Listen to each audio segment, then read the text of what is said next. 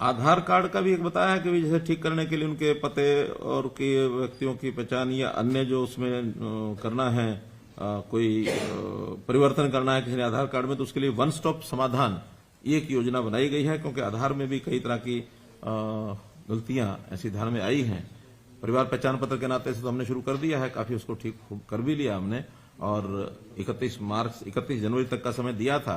मुझे लगता है कि लगभग 90% हमारी वो सब ठीक हो गया। फिर भी कुछ कमियां तो रेगुलर एडीसी ऑफिस में उसकी व्यवस्था बनाई गई उसको ठीक करने के लिए। ये 1.5 लाख बताया था आपने, 1.5 लाख में कितने ठीक हो गए पीपीपी वाले जो कटे थे? मैंने बताया 90% के लगभग ठीक हो गए हैं, उसमें कोई इसमें कठिनाई नहीं है।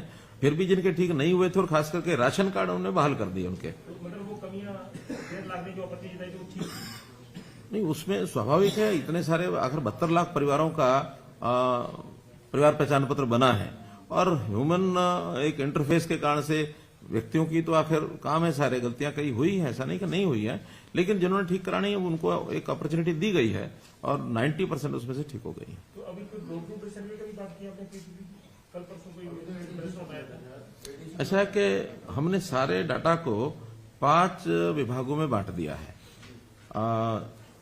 0 से 6 ईयर्स WCD, 6 से 18 तक स्कूल एजुकेशन, 18 से 25 हायर एजुकेशन, 25 से लेकर 60 तक ये यूथ और जो एम्पावरमेंट हमने नया जो डिपार्टमेंट बनाया यूथ एम्पावरमेंट एंड एम्प्लॉयमेंट, उनको दे दिया। 60 से ऊपर सोशल जस्टिस, और उनको जो डाटा दिया है अब वो अपने अपने विभाग से डोर टू डोर सर्वे करा करके, और कोई भी किसी को कमी लगती है उस डाटा को गोल्डन करना है। किसी का मनोनाम गलत है, किसी की डेट ऑफ बर्थ गलत है, किसी का कोई किसी कारण से कोई एड्रेस गलत है, कोई नाम नया जुड़ने से ना छूट गया हो। नए वैसे तो डेट ऑफ बर्थ के हिसाब से जुड़ रहे हैं, जिनकी डेथ रजिस्टर हो रही है उनको उसमें से निकाल रहे हैं। फिर भी ये लगातार चलने वाला प्रोसेस है, खास करके इनकम वेरिफिकेशन। तो इनकम वेरिफिकेशन अलग अलग सूत्रों से करेंगे, उसमें से ठीक थिंकिंग लोगों की भी हो जाएगी।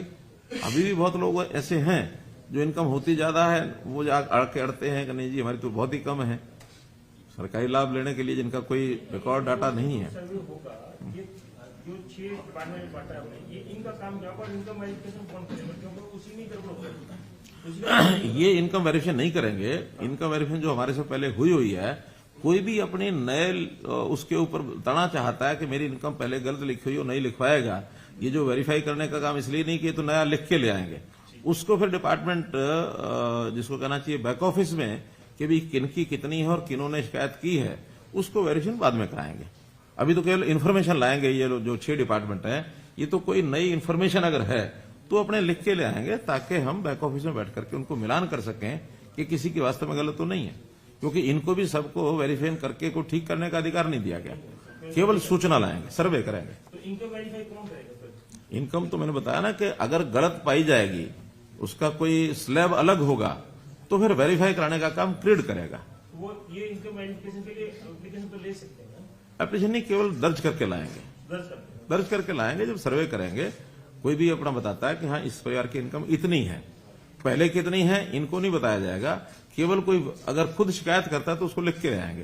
क्योंकि क्या होता है कि ये सारी चीजें बहुत एक सेंसिटिविटी है इसकी, और सेंसिटिविटी में हम हर आदमी को दौड़ाएं जाके वेरीफाई करके आओ। भाई जिसकी शिकायत है वही तो बताएगा। तो इसलिए हर किसी की बार बार वेरीफाई नहीं करनी। ये तो एक चलने वाला सतत प्रोसेस है। आज एक आदमी बेरोजगार है, उसके परिवार की इनकम मान लो 1.5 लाख रुपया है साल की, जैसे उसका रोजगार लगेगा वो अपने आप 4 लाख पर आ जाएगा। तो वो एक रेगुलर चलने वाला प्रोसेस है।